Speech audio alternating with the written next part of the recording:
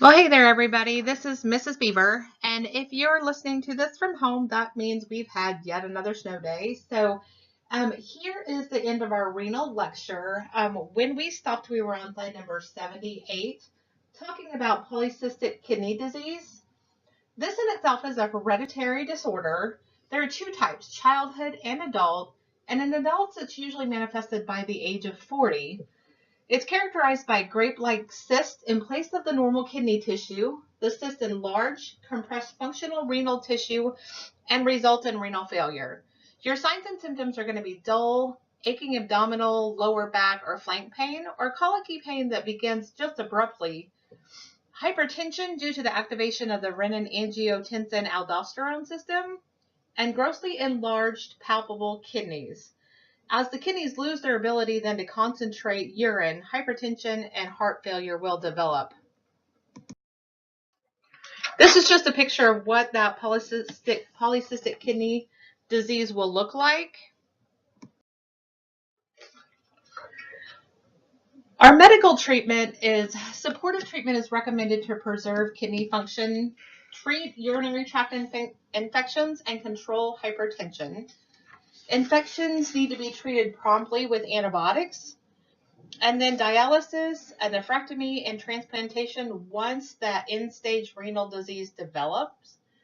Our nursing diagnosis is going to be pain, knowledge deficit, and anxiety, fear, or spiritual distress. As the disease progresses here, kidney function will decrease and that end-stage renal disease will develop. And genetic counseling is also advised for those patients because each of their children will have a 50% chance of having this condition.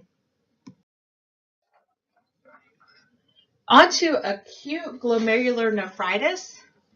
The pathophysiology here is immunologic disease and inflammation of the capillary loops and the glomeruli. Most common type follows a strep infection of the respiratory tract caused by group A negative hemolytic streptococci. The inflammation causes scar tissue, causing increased buildup of nitrogen waste in the blood.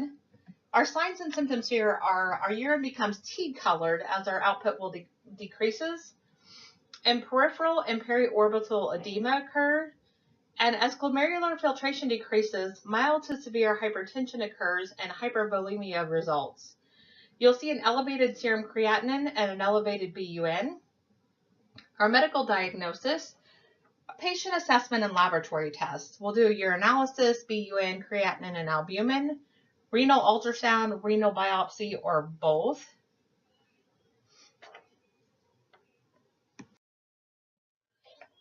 Medical treatment for acute glomerular nephritis include diuretics, antihypertensives, and antibiotics, bed rest and activity restriction. Fluids, sodium, potassium, and protein may all be restricted. And if renal failure develops, then dialysis is going to be necessary.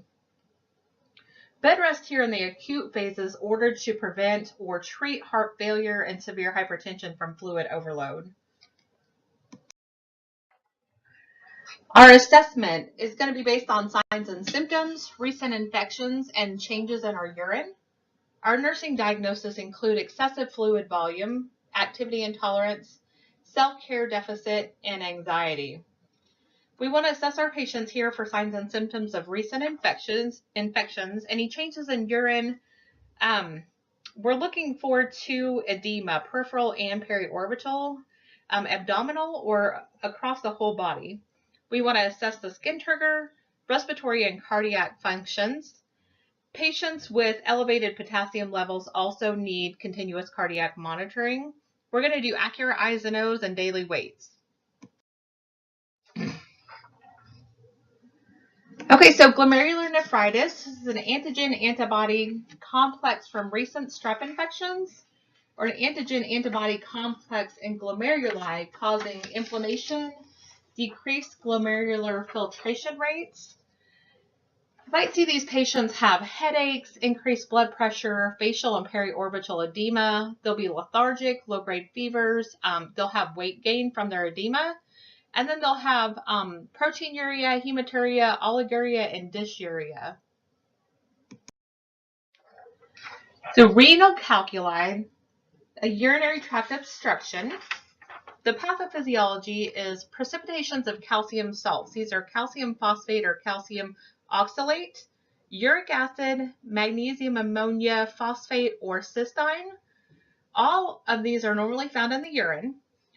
Factors for development of this calculi are concentrated urine, vitamin D, protein, oxalates, calcium-based antacids like your Tums, family tendencies, hyperparathyroidism, immobility, urinary stasis, sedentary lifestyles, altered urine pH, lack of kidney substance that inhibits calculi formation. And most common, this is found among Caucasian men. Low calcium intake can actually be associated with stone formation. Once upon a time, they thought it was too much calcium, but now research is showing that a low calcium intake can actually be associated. Signs and symptoms include pain, dull flank pain, a calculus in the renal pelvis or stretching of the renal capsule from urine retention. That's called hydronephrosis. And if calculus lodges in a ureter, excruciating pain in the abdomen that radiates to the groin or the perineum will be seen. Along with nausea, vomiting, hematuria may also accompany that pain. Our diagnosis is done based on a KUB, an IBP, a retrograde pyelogram, a CT, or an ultrasound. Most calculi actually originate in the kidney, called nephrolithiasis, and then they travel to the ureters, the erythrolithiasis. Medical treatment includes, most of them are passed spontaneously. So we're going to strain all our urine here for our patients. Ambulation and adequate hydration will facilitate that passage. Opioid analgesics, antispasmodics will help relieve the pain. They may need lithotripsy to kind of break up those stones so they can pass them. And endourologic procedures. Surgical procedures like lithotomy is an incision of an organ or a duct to remove a calculus. Nephrolithotomy, pyelolithotomy, or ureterolithotomy. So with your nephrolithotomy, a physician will make a tunnel through the skin directly to the kidney and uses measures to break the stones in pieces. Some pieces are then removed through that tunnel. A nephrostomy tube will be placed and then left for 1 to 2 weeks, and fragments will also pass in the urine for up to several weeks and may cause some pain. The urine may be blood tinged for several days. We want to encourage our patients to drink lots of fluid, monitor their eyes and nose, including urine passed through the tube as well. And then pyelolithotomy is the removal of calculus from the renal pelvis. And then ureterolithotomy is removal of calculi from the ureter. So we want our assessment of these patients to include diet, activity, family history, fluid intake.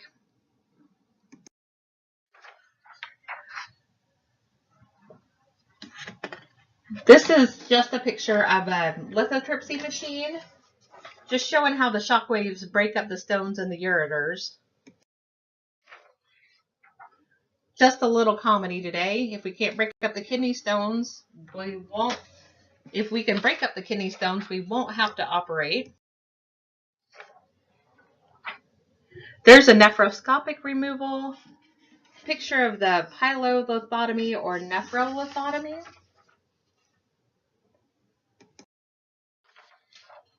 Okay, so prevention for renal calculi. We want to do high fluid intake to keep the urine dilute. Dietary restrictions for specific elements. Purines for sure. Regular exercise, medications to alter urine pH. Assess the patient's usual fluid intake and diet, including vitamin and mineral supplements. Location, severity, and nature of the pain. And changes in urine amounts or characteristics. Nursing diagnosis here for renal calculi would include things like acute pain, impaired urine elimination, risk for deficient fluid volume, risk for infection, decreased cardiac output, and effective breathing patterns. Okay, so complications of urinary tract obstruction. Hydronephrosis is one of those. This is actually water on the kidney. It's usually caused by an obstruction that does not allow the kidney to drain. So it causes pressure on the kidney and decreases its functioning. Usually requires an acute surgical intervention like a stent placement, a neck tube, or a stone extraction. This can actually cause the kidney to be permanently damaged, so surgical intervention is definitely necessary. Okay, so renal calculi, there's an increased incidence in male. You may see nausea, vomiting. They'll have agonizing pain, may radiate to places like the groin, the testicles, and the abdominal area. It's sharp, sudden, and severe. May be intermittent depending on the stone movement. Hematuria will be involved, dysuria, and urinary frequency. Diagnosis is done by ultrasound, IVP, renal stone analysis, retrograde pyelogram, cystoscopy, and we're going to measure the urine pH as well. We can do that on just a routine urinalysis. Risk factors and etiology, infection, urinary stasis and retention, immobility, dehydration. We're going to see an increase in uric acid and an increase in urinary oxalates. Strain all urine for calculi to be passed. And if any are recurrent, sent to the lab for examination. So critical thinking, I'll let you guys do that on your own at home.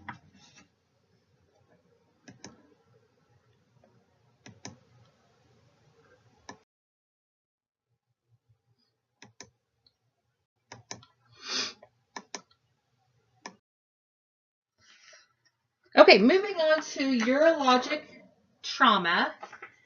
Kidneys sustain 50% of all urologic trauma. So these are penetrating injuries, most often from knives or guns. They're highly vascular, therefore we see a lot of bleeding with these. Blunt trauma is a force is applied to the abdominal wall and the energy is diffused into the abdominal cavity.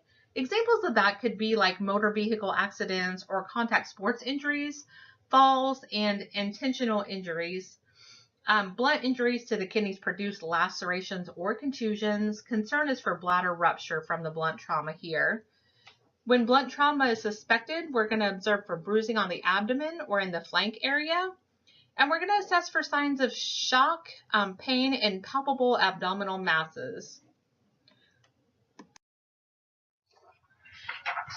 Gray-Turner sign. This is actually bruising over the flank and lower back. It occurs with retroperitoneal bleeding. Physician may order a KUB, a urography, CT, or an ultrasound to determine the extent of the injury. Most common indication here is hematuria, and severe injuries require surgery to repair. A peritoneal lavage may be performed also to determine if there's bleeding in the peritoneal cavity. If positive findings, then surgery typically will have to happen. These surgery patients will most likely need catheterization prior to surgery. And with trauma patients, you want to carefully examine the meatus prior to inserting a catheter. And if there's blood in or around the meatus, a urologist should really perform that catheterization. Okay, moving on to renal cancer. So renal cancer accounts for 3% of all reported cancers. There are about 57,000 new cases of renal cancer in the United States each year. The incidence of renal cancer is increased in African Americans and American Indians or Alaskan Natives compared with Caucasians. 80% of malignancies, adenocarcinomas, primarily affect men aged 55 to 60. It's less common squamous cell carcinomas of the renal pelvis affect men and women equally. Tumor may be large before it is detected, so direct extension of the tumor may be found in the ureter. Renal malignancies metastasize to the liver, the lungs, long bones, and the other kidney. Early symptoms include anemia, weakness, and weight loss. painless. They're painless. You might see gross hematuria as the classic sign, but usually occurs in the advanced stage. So dull ache in the flank area also is a late symptom. Medical diagnosis for renal cancer includes excretory urography, IVP, retrograde pylography, ultrasound, arteriography, computed tomography, MRIs, and renal biopsies. The mass in itself, too, could be palpable. A CT scan is really the primary route of diagnosis for renal cancer. And the ultrasound and MRI and other procedures may be ordered for further studies to help with treatment planning. Okay, so medical treatment for renal cancers include a radical nephrectomy. That includes the kidney, surrounding and supporting tissue, the adrenal gland, renal arteries, renal veins, and surrounding lymph glands. In general, renal tumors are not responsive to radiation or chemotherapy. So radiation is sometimes used as just a palliative measure for any inoperable cancer. Biotherapy with alpha interferon and interleukin-2 for metastatic diseases. That biotherapy is a type of treatment that uses substances made from living organisms to actually treat disease. These substances can occur naturally in the body or may be made in the laboratory. Some biotherapies stimulate or suppress the immune system to help the body fight cancer, infection, and other diseases. Assessment for renal cancer, we're looking at weakness, fatigue, and changes in their urine. Remember, we'll probably see hematuria here. And then we're going to assess the patient's emotional state, their usual coping strategies, and their support systems. We want to make sure that they know that somebody is there for them, whether or not they have family. We also want to be present for them to answer any questions or just to be there if they need somebody to talk to.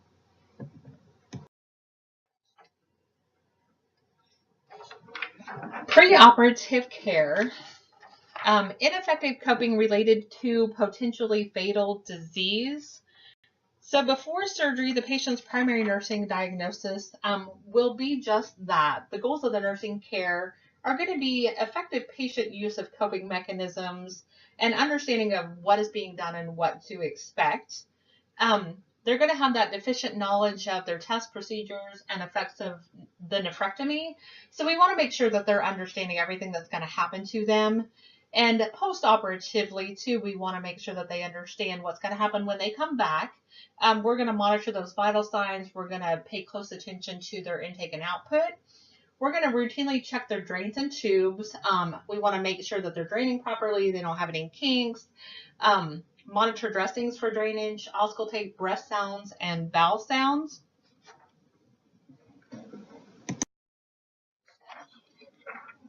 And then nursing diagnosis here postoperatively would be acute pain, risk for deficient fluid volume, ineffective breathing pattern, risk for injuries, risk for infection, ineffective coping, and deficient knowledge. We want to make sure we're doing daily weights, eyes and nose, treating pain with any pain medications prescribed. We want to make sure that they have 30 milliliters an hour of urine output or more. Anything less than that is concerning.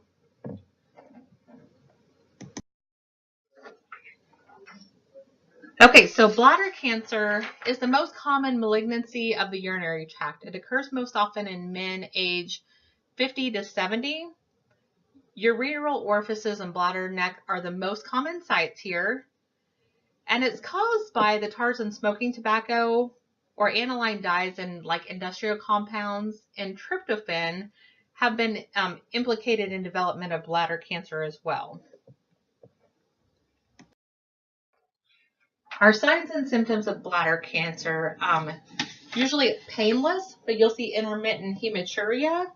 Other signs and symptoms, bladder irritability, frequent UTIs with dysuria, frequency and urgency, and a decreased stream of urine. We're going to diagnose this using urinalysis, IVPs, CT scans, and cystoscopy.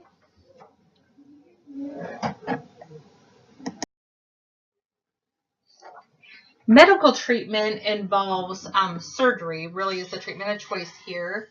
Cystoscopic resection and fulguration or laser photocoagulation, or segmental bladder resection or radical cystectomy, or a urinary diversion. So bladder malignancies respond more favorably to chemotherapy than do kidney tumors. So the type of surgery depends on whether the cancer is superficial, invasive, or metastatic. So superficial cancers involve only the bladder and mucosa or submucosa, or sometimes both.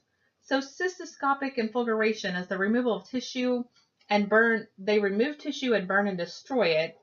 Segmental is done for a single tumor too large to remove by a cystoscopy.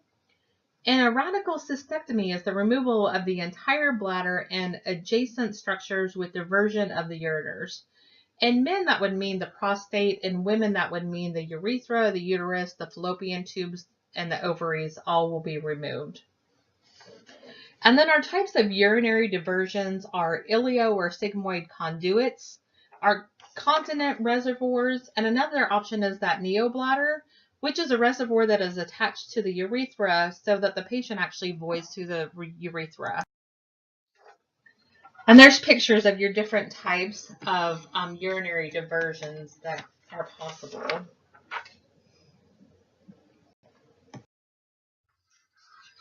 Okay, our assessment for bladder cancer, we're going to get a description of urinary signs and symptoms, fatigue and weight loss, health history may reveal use of tobacco or exposure to carcinogenic material or chemicals, the patient's emotional state, coping strategies, and sources of support. Our diagnosis include acute pain, impaired urinary elimination, impaired skin integrity, risk for infection, risk for injury, and deficient knowledge.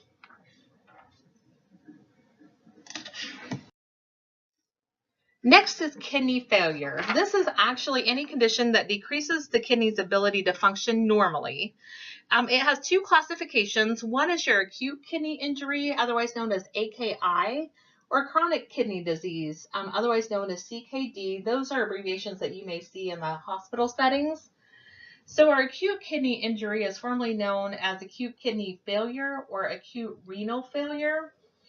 And our chronic kidney disease is chronically known or formerly known as chronic renal failure.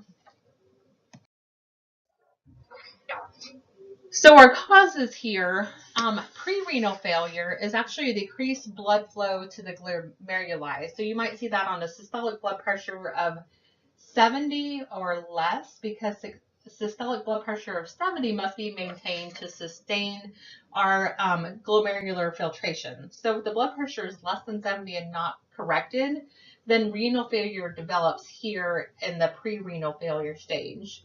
Also, shock, trauma, and hemorrhage can be contributing factors as well. And then intrarenal failure, nephrotoxic agents, kidney infections, occlusion of intrarenal arteries, hypertension, diabetes mellitus, or direct trauma to the kidneys. Toxins include here antibiotics like gentamicin, heavy metals, cleaning compounds, pesticides, and poisonous mushrooms. Infections, pyelonephritis, glomerulonephritis, and polycystic kidney disease. And vasculature, we'll see narrowing of renal arteries related to things like atherosclerosis, hypertension, diabetes, or nephrosclerosis.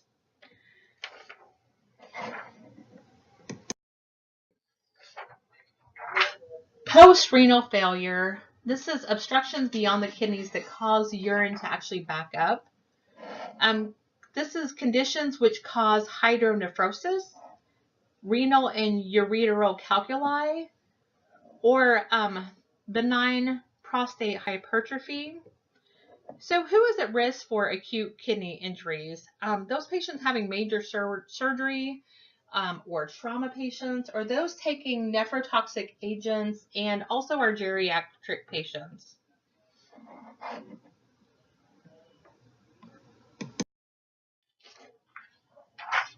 Okay, for acute kidney injury, it comes in stages. So the first one is the onset stage. This is short, usually lasts about 1 to 3 days. We'll see an increasing BUN and serum creatinine with normal to decreased urine output. Our primary goal here is to restore function and prevent further damage. And then the oliguric stage follows that onset stage and continues for up to 14 days. The urine output decreases to 400 milliliters per day or less. Serum volumes for BUN, creatinine, potassium, and phosphorus will increase.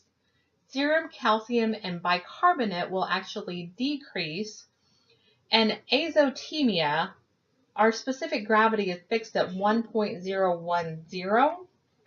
And azotemia here is the medical condition characterized by abnormally high levels of nitrogen-containing compounds, such as urea, creatinine, various body waste compounds, and other nitrogen-rich compounds in the blood. And then our urine osmolality decreases and serum osmolality increases. Okay, the next stage is the diuretic stage. This begins when the urine output exceeds 400 milliliters per day. It may rise above 4 liters per day. Few wastes are excreted though. Even though we're in the diuretic stage, we're still not excreting those wastes very much. So towards the end of this stage, the kidneys actually excrete that urea and nitrogen, creatinine, potassium, and phosphorus, and retain calcium and bicarb. This signifies actually then the return of renal functioning. So then we go to the recovery stage. As the renal tissue recovers, our serum electrolytes, the BUN and creatinine will return to normal. This stage lasts about 1 to 12 months. If complete recovery does not occur, renal insufficiency may actually develop. So renal insufficiency is when 80% of our renal function is lost. So patients can live this way unless their other problems are placing burdens on their kidneys.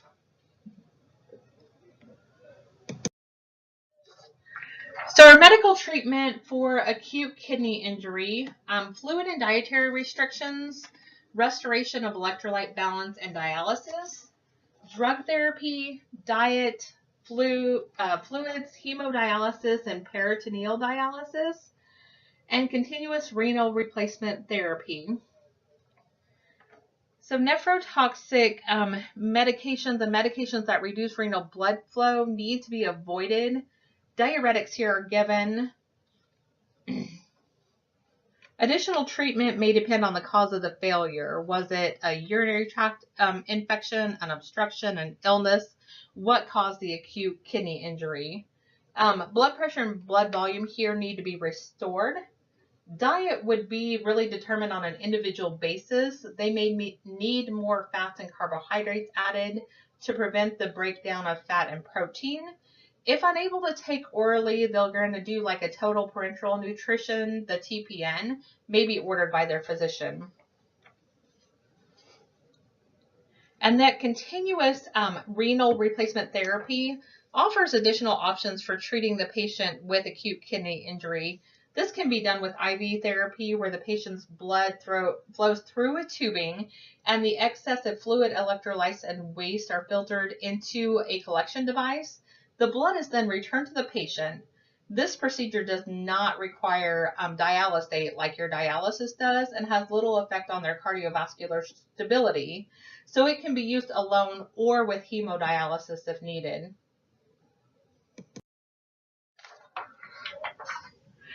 And this is just a picture of what that renal replacement therapy would look like.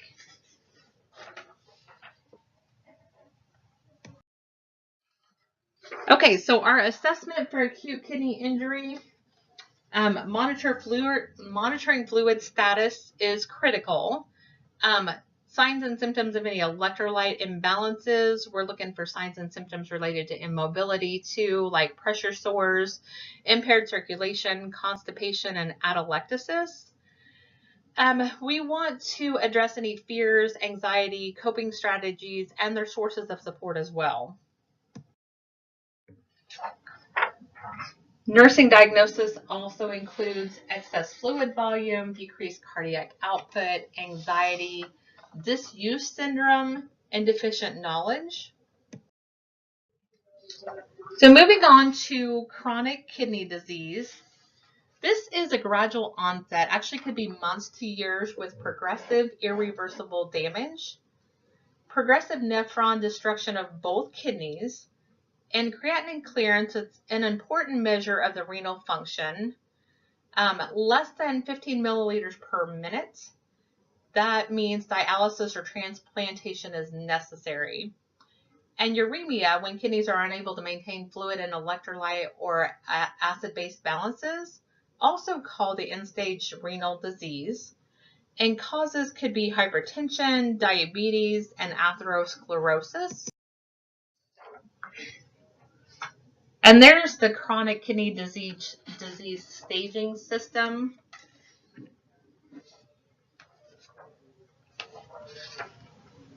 So the first thing you may see then, as far as signs and symptoms for those with chronic kidney disease, is azotemia.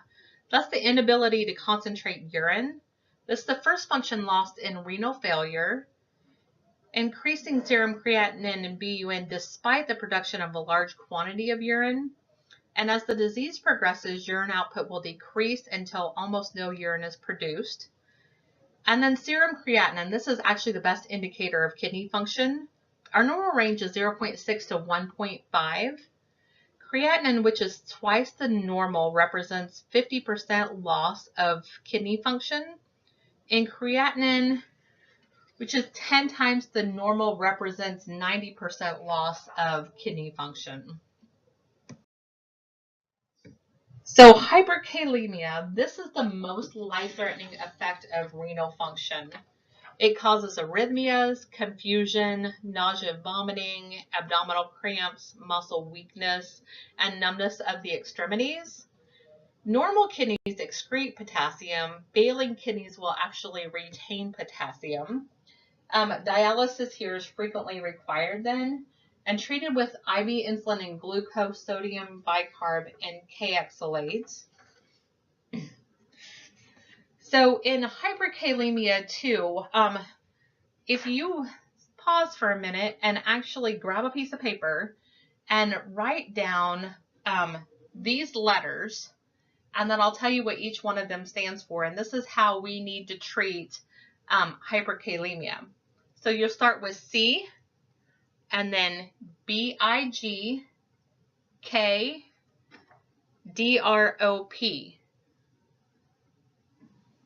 So our C stands for calcium, our B stands for bicarb, our I stands for insulin, our G for glucose, and then dialysis is our D, and then our R is a renal unit, and then our OP stands for outpatient treatment. So they could be inpatient dialysis on a renal unit, or they could need dialysis on an outpatient basis as well. But we need those things actually to bring our potassium levels down. So C, big K drop is actually what that spells out, if you want to remember it that way. Another symptom of chronic kidney disease is hypocalcemia. So the kidneys are unable to produce vitamin D, and vitamin D is actually responsible for our absorption of calcium. So decreased calcium increases calcium excretion, related to then our hyperphosphatemia. Remember, they work basically against each other. So if our phosphate levels are high, our calcium levels are going to be low, and vice versa. If our calcium levels are too high, our phosphate levels are going to be low. So treated by first lowering the phosphate level and then calcium supplements and vitamin Ds. Signs Signs and symptoms here are twitching and seizures.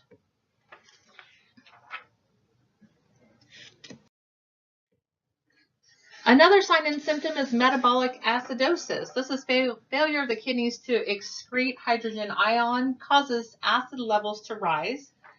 Our failure to reabsorb bicarb impairs the normal buffering system. Our lungs will attempt to compensate by blowing off acid. Our respirations will become rapid and deep. Signs and symptoms here are headache, lethargy, and delirium. Our treatment here is bicarbonate therapy. And then fluid balance, we have hypernatremia and hypervolemia. So hypervolemia related to the inability to excrete fluids by our kidneys. This may lead to congestive heart failure and pulmonary edema. Treatment here is fluid restrictions, diuretics, and dialysis. So remember, if our kidneys are not excreting, then our fluid volume is going to go up. This could definitely lead to fluid overload, congestive heart failure, pulmonary edema. Another symptom of chronic kidney disease is actually insulin resistant. So many patients are diabetic, so their cell membranes become more resistant to insulin. Serum glucose and insulin levels rise. So hyperinsulinemia stimulates increased triglyceride production in the liver, and increased triglycerides accelerate the atherosclerotic process in the body and further compromise circulatory and renal status. And then anemia. This is failing kidneys produce little to no erythropoietin. So decreased protein intake reduces our red blood cell production. And red blood cells that are produced have a shorter lifespan related to the toxic environment that they're in. Transfusions here may be required. Our bilirubin may rise due to increased hemolysis. And our treatment is that Epigen or Procrit or synthetic erythropoietin.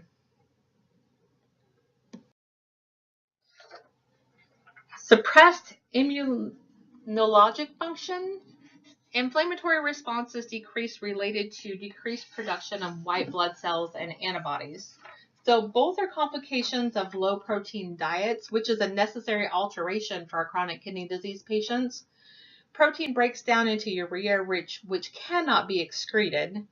And there's so potential for infection is increased here then with our suppressed immunologic function.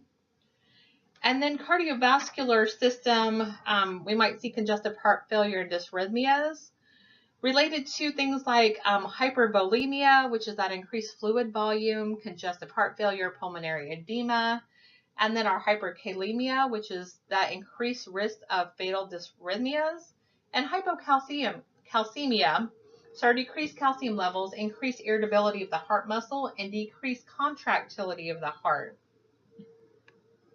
So symptoms here of heart failure can be like those crackles in their breath sounds, bounding pulses, dependent edema, and shortness of breath. Our neurological system, mental status changes with changing electrolytes and the acid-base balance. Peripheral neuropathy, so we may have nerve damage related to the toxic environment. In disequilibrium syndrome with hemodialysis, this is caused by rapid removal of urea from the blood, does not allow the spinal fluid adequate time to adjust osmotically. And then our integumentary system. So we have an accumulation of waste products on the skin. So we may get that uremic frost, which is that calcium phosphate crystals and urea just on their body. Dryness related to decreased oil gland secretion. The skin may take on a gray to pale yellow color, and the patient may complain of itching and dryness.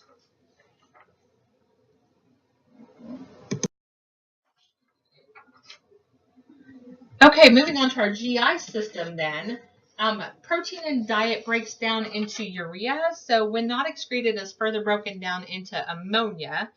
Ammonia buildup in the GI tract causes irritation, nausea, vomiting, a metallic taste in the mouth, and bleeding. And then musculoskeletal system. renal osteodystrophy, which is characterized by 3 processes: metastatic calcification, that's calcium phosphate deposits in vessels, joints, muscles, lungs, and eyes. And then bone demineralization, caused by increased parathyroid hormone levels pulling calcium from the bones. And osteofibrosia, this is large amounts of calcium removed from the bone and replaced with fibrous tissues. So here, a diet high in carbohydrates and low in protein is prescribed to reduce the accumulation of urea. And then renal osteodystrophy refers to those skeletal changes characteristic of chronic kidney disease. Okay, our reproductive system. So sex hormones decline and libido is diminished. Endocrine function, we'll see hyperparathyroidism. And we also have some emotional and psychological effects. So reproductively, ovulation and menstruation usually cease in women, and men typically will have low sperm counts and erectile dysfunctions. Hyperparathyroidism occurs due to the low serum calcium and high serum phosphate levels. And here, diabetic patients actually require less exogenous insulin because the enzyme that normally breaks down insulin is reduced. So oral hypoglycemic drugs also place the patient at risk for hypoglycemia because they're normally excreted by the kidneys.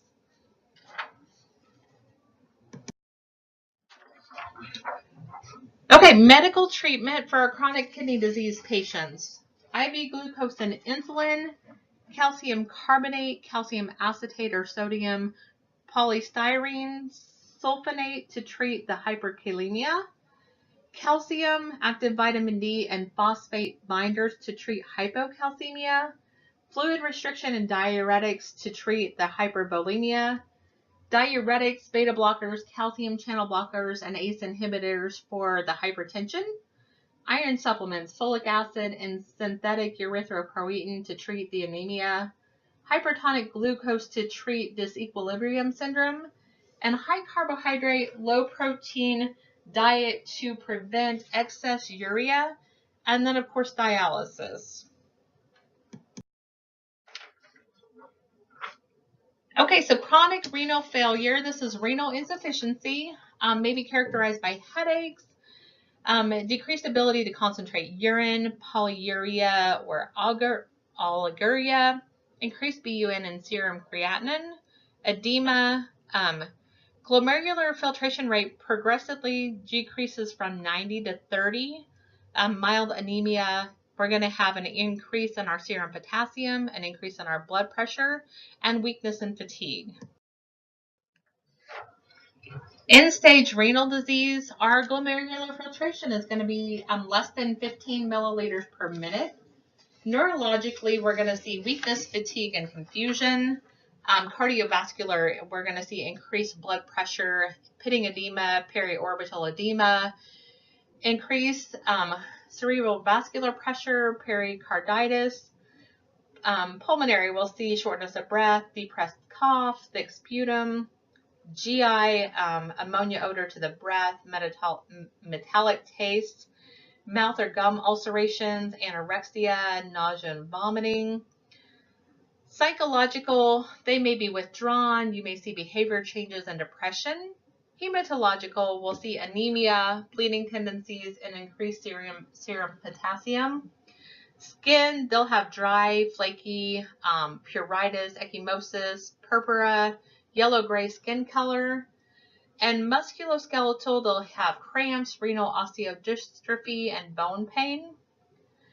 Hemodialysis, so we're going to evaluate access sites for patency and signs of infection.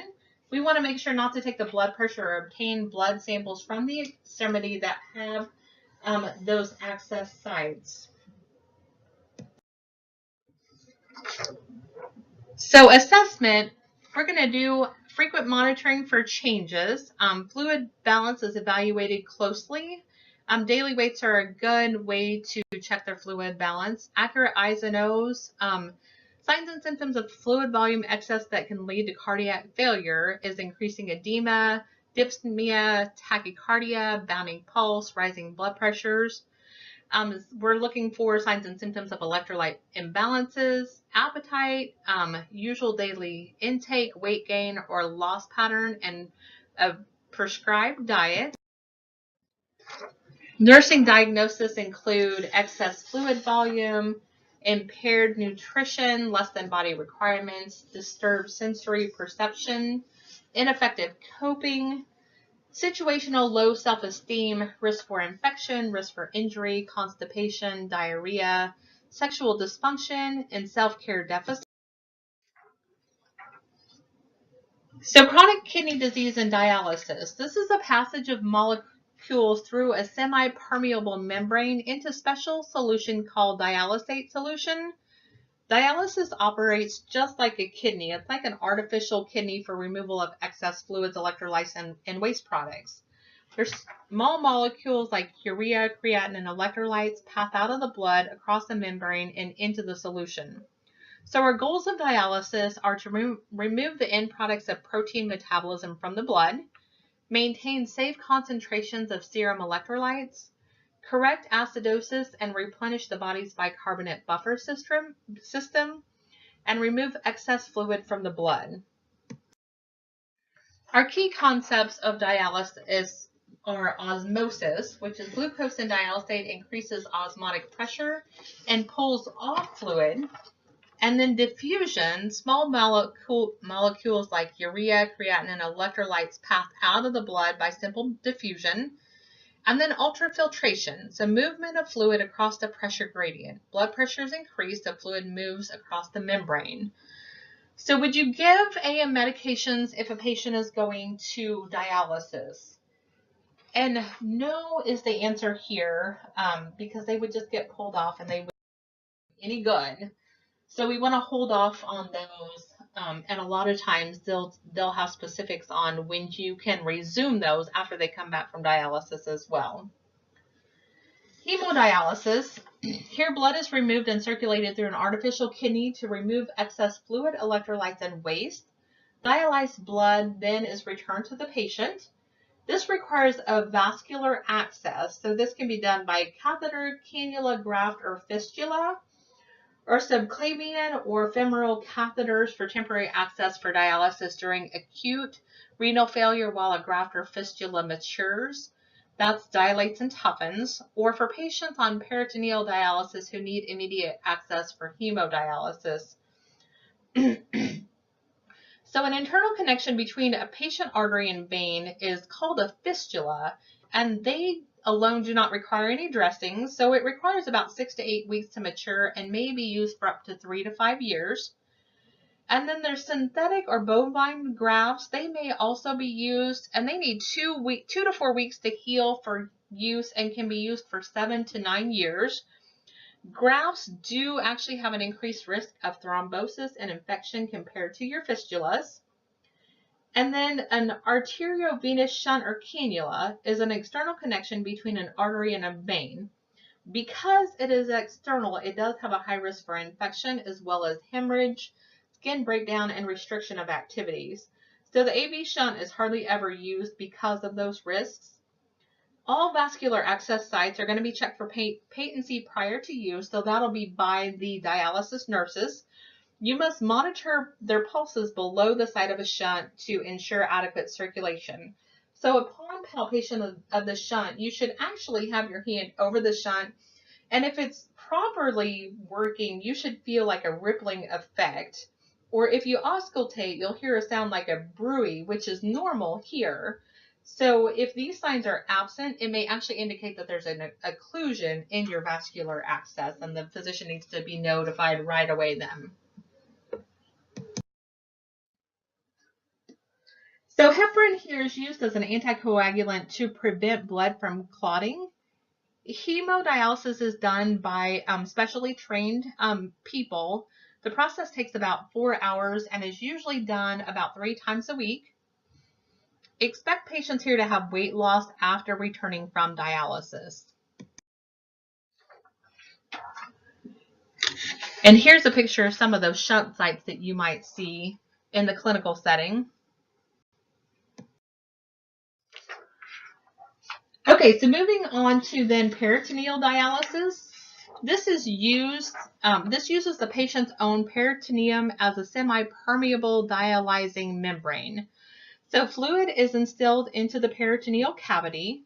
Waste products are drawn into the fluid, which is then drained from the peritoneal cavity. Must be performed multiple times, and strict aseptic technique here is a must. And it could be temporary or permanent. So temporary, there's a catheter inserted into the peritoneal cavity through the abdominal wall. Long term, that catheter is actually implanted into the peritoneal cavity. In the hospital setting, a lot of times you'll see that a dialysis nurse will actually come up and set this up for the patients. Okay, so peritoneal dialysis, advantages over hemodialysis, less anemia, reduced cost, fewer dietary and fluid restrictions, independence, and it's closer to the normal kidney function. Disadvantages here are the risk of peritonitis, which is the major complication of peritoneal dialysis, and catheter site infection. And then hyperglycemia is actually a risk too, elevated serum lipids and body image disturbance. And three phases here include the inflow, the dwell, and the drain.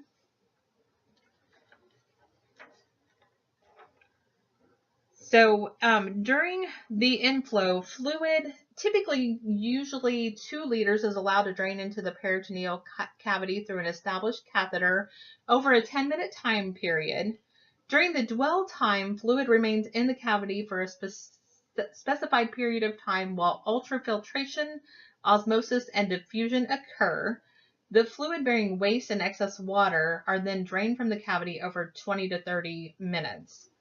So diabetic patients here are at an increased risk for hyperglycemia, so it's important for them to maintain the dwell time at the prescribed time to help avoid these concerns.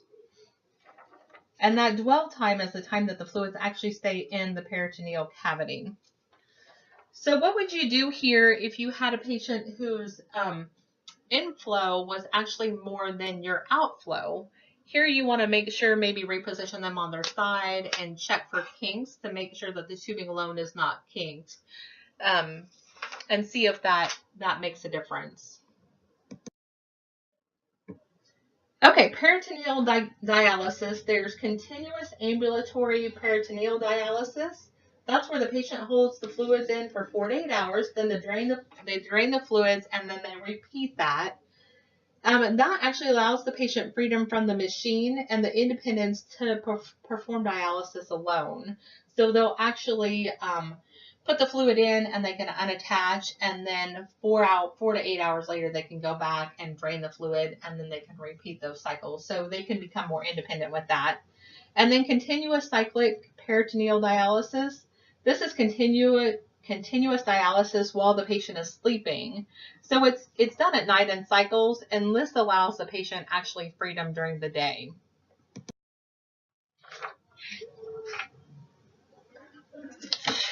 So peritonitis, which is an infection of the peritoneum, is the most serious complication of this peritoneal dialysis. Infections may also develop at the catheter exit site and tunnel where the catheter is placed underneath the skin. So cloudiness and particles in the fluid in the outflow container are evidence of infection. Immediately report any concerns and include in patient teaching as well. Also monitor for signs of infection at the exit site where the dialysis catheter is at. Okay, these people need dialysis. Those with acid-base problems, electrolyte problems, intoxications, overload of fluids, and uremic symptoms. Okay, healthy kidney versus unhealthy kidney. Healthy kidney functions sodium and water removal, waste removal, and hormone production. Where if there's problems with the kidneys, we'll see fluid overload, elevated waste such as urea, creatinine, and potassium, and changes in hormone levels controlling blood pressure, making red blood cells, or an uptake of calcium. Just another critical thinking question. I'll let you guys do that on your own at home.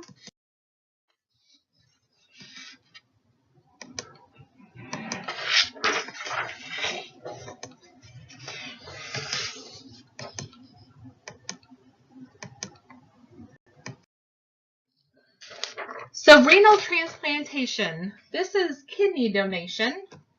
This is the only alternative to lifelong dialysis. You can get a healthy kidney from a live donor like a relative or a cadaver. So when a kidney is obtained from a living related donor, the 1-year recipient survival rate is 97.6%. Tissues much match or recipient will reject the new kidney. And the matching is based on the ABO blood groups and human leukocyte antigens. Cross-matching reveals any cytotoxic performed antibodies would certainly result in an organ rejection if they were present. Kidney donors must be at least 18 years of age, free of any systemic diseases or infection, have no history of cancer or renal disease, and have normal renal function, and be without any major medical problems. So there's actually a national network that maintains a list of people waiting donor kidneys. When a cadaver kidney is available, the network tries to locate the best match for the kidney to improve their chances for success. People over the age of 60 years may be considered as candidates on an individual basis, and cadavers must meet the same criteria as living donors. And many people actually have signed donor cards wishing to be donors in the instance of things like brain death. If brain death occurs, they will seek written permission from the family before the organs are actually removed. So the vital organs then of the donor must be kept functioning until the kidney is removed.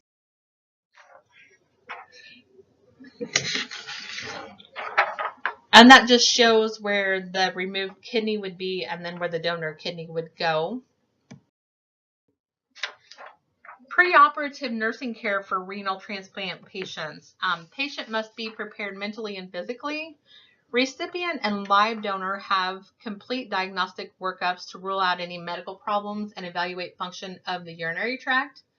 Recipient is given medications to bring the blood pressure within normal limits. And then immunosuppressants are to control the body's response to the foreign tissue. In some instances, this is the same as preparing any patients for major surgery. So if the donor is a family member, then you can actually prep them mentally together. If you're awaiting a cadaver kidney, the patient may face concerns that someone has died in order for them to receive the kidney. So emotionally, you might need to prepare them for that too. In a given year, only about 1 in 4 of the 75,000 patients on the waiting list actually receive a kidney. Okay, interventions. We want to encourage our patients to discuss their concerns. Factual information helps the patient cope by reducing the fear of the unknown. And when patients are active participants in their care, they feel less helpless and less anxious. So preoperative teaching begins when the patient is identified as a candidate for that transplant. The surgical procedure. The donor kidney is removed from live donor in the operating room, taken to the adjacent room where the recipient has been prepped. Cadaver kidney is removed under sterile conditions and transported to the hospital where the recipient is actually waiting. And then donor kidney is placed in recipient's abdomen and anastomosed or attached to the bladder and the blood vessels. Complications include rejection. There are 3 types. We have hyperacute, which occurs within 48 hours of the transplant. And then acute can be anywhere between 1 week and 2 years. And then chronic develops and progresses slowly, just like chronic renal failure. And then acute tubular nephrosis, renal artery stenosis, hematomas, abscesses, and leakage of ureteral or vascular anastomosis. Rejection signs. So hyperacute will be onset within 48 hours. They may have malaise, high fevers, graft tenderness. Organ must be removed here to actually decrease the signs and symptoms. In acute rejection, that happens in 1 week to 2 years. You'll see oliguria or anuria, increased temperature, increased blood pressure, flank tenderness, lethargy, increased BUN, potassium and creatinine, and fluid retention. And then chronic is gradual over months to years. You'll see an increase in BUN and creatinine, imbalances in proteinuria, electrolytes, and then fatigue. Post-operatively, we're going to assess their fluid intake, their urine output, any weight changes, and monitor their vital signs closely. Nursing diagnoses include impaired urinary elimination, deficient fluid volume, risk for infection, ineffective management of therapeutic regimen, and anxiety. So the kidney donor. Physical care of the donor, similar to that for a nephrectomy. So nephrectomy may be conventional or laparoscopic. Pain worse with a conventional approach. We want to provide good pain control to these patients. The conventional approach, the patient is hospitalized for 4 to 7 days and can return to work in about 6 to 8 weeks. Laparoscopically, the donor is hospitalized for 2 to 4 days and usually can return to work in 4 to 6 weeks. The donor usually feels really good about the experience, but if the kidney fails, the donor may be disappointed, so we want to be really sensitive. And that's all I have for you guys, so if you have any questions, please let me know.